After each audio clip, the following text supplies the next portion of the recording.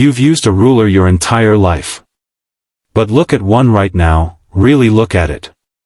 The numbers don't start at the very edge. There's a small gap before zero. And almost nobody knows why. This isn't a manufacturing mistake. It's a deliberate design choice, and the reason behind it changes how you see every measurement tool you've ever touched. Here's what's strange. Most people assume that gap is just wasted space. Extra plastic or wood at the end. Something to grip.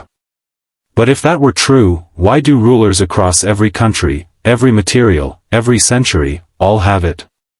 Metal rulers. Wooden rulers. Vintage school rulers from the 1800s. They all share that same small gap before the zero mark.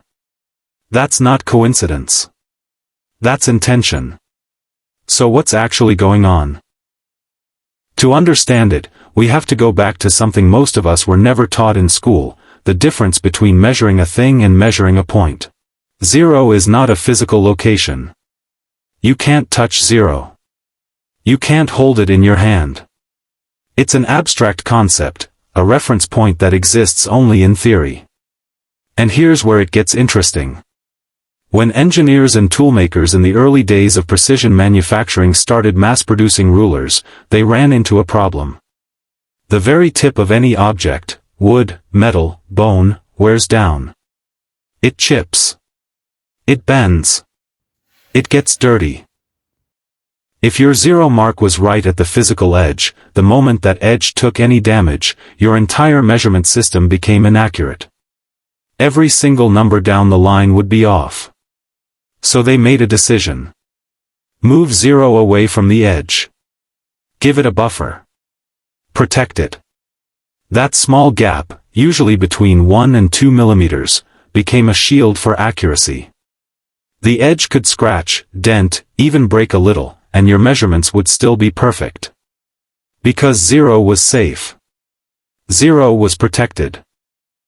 This space before zero actually has a name in drafting and engineering circles.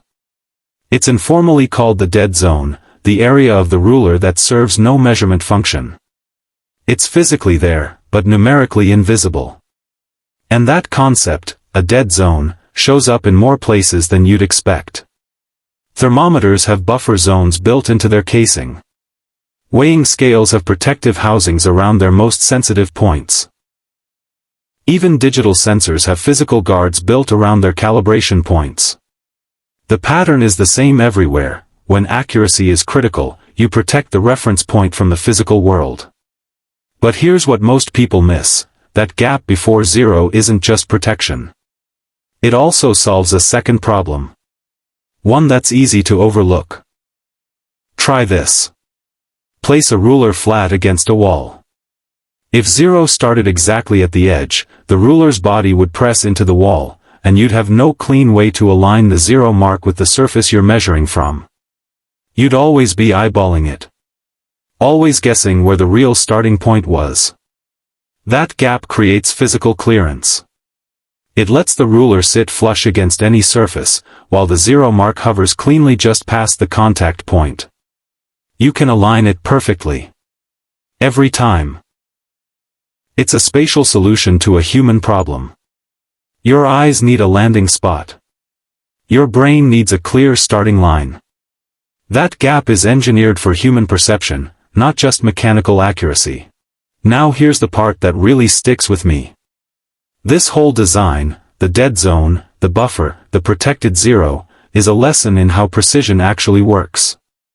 Most people think accuracy means getting as close to the edge as possible. Pushing everything to the limit. No wasted space. No extra margin. But real precision does the opposite. It builds in distance.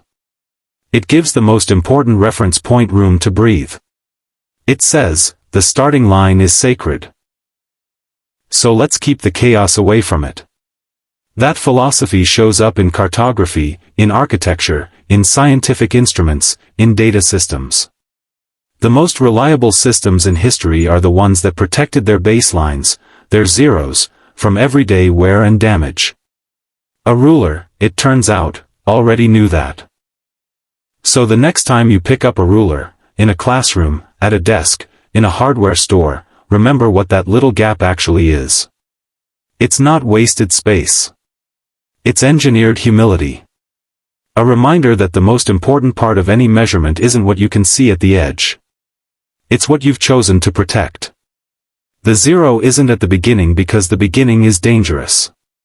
And whoever designed your ruler understood something most of us never stop to think about. Accuracy isn't about starting at the edge. It's about knowing where the edge actually is. What other everyday objects are hiding a design secret like this? Drop it in the comments, the best ones might become the next video.